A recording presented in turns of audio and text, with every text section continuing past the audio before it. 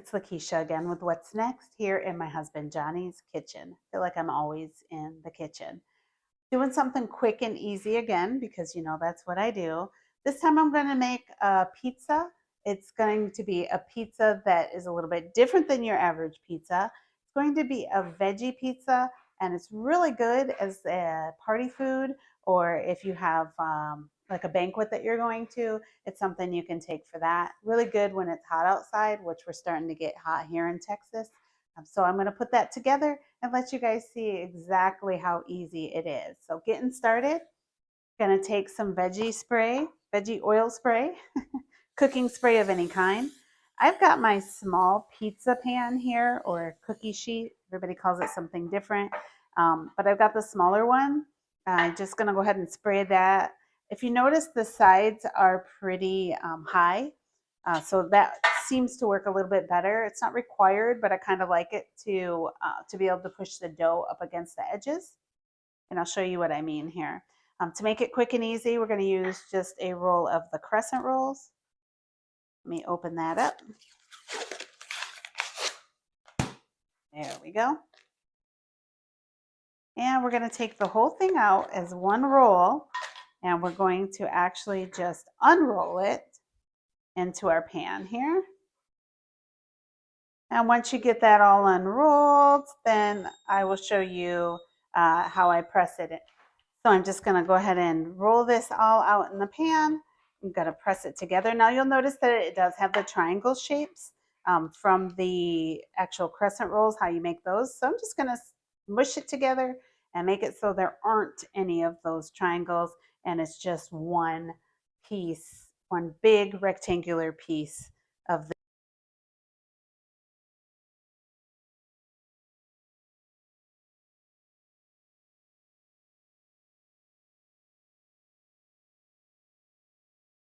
All right, so our crust has finally cooled after about 15 to 20 minutes in the refrigerator. It's perfect.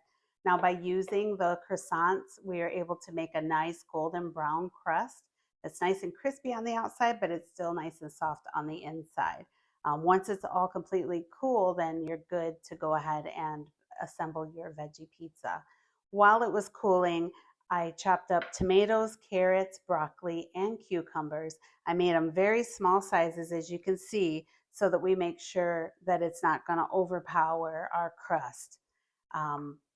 Before we put that stuff on, we made like a pizza sauce, I guess you could say. It's going to take the place of the sauce.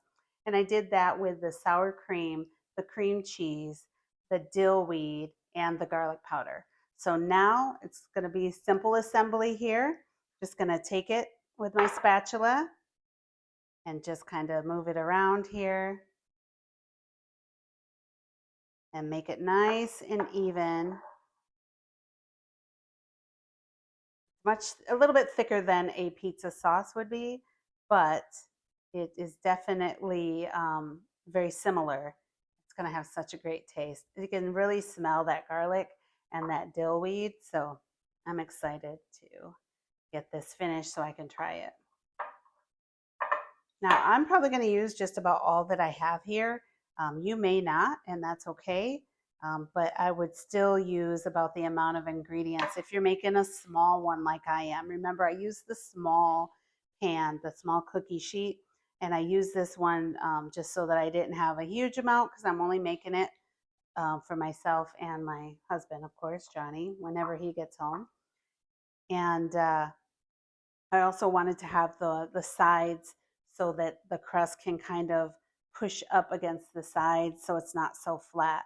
You could, in fact, make it a thin crust if that works better for you, but that is not what I was going for this time. All right, so we've got this all spread around. So after this, it's just very simple. This is going to be one of the fun parts. We're just going to sprinkle on our veggies. Just try to get it nice and even.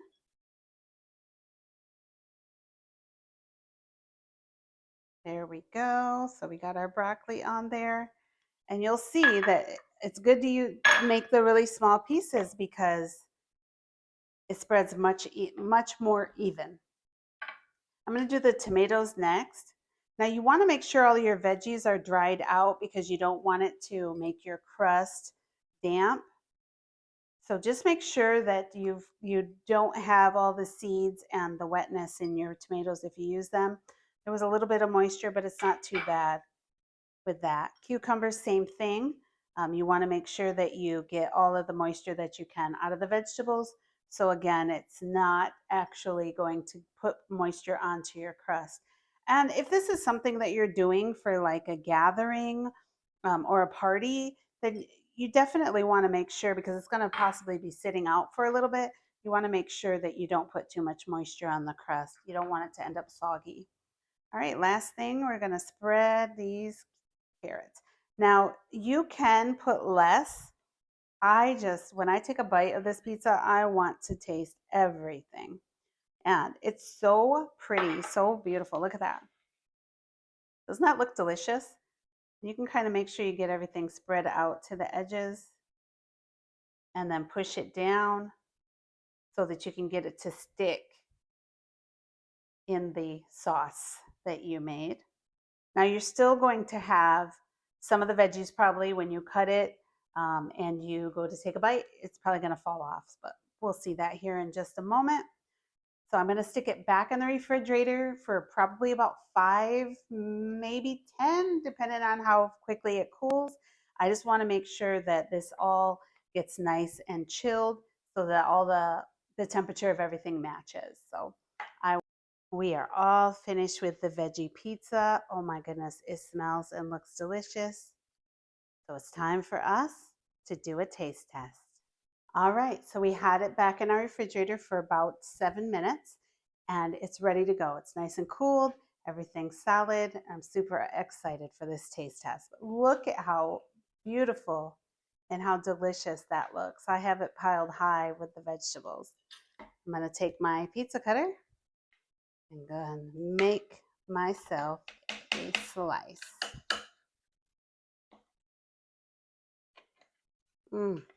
This smells so very good.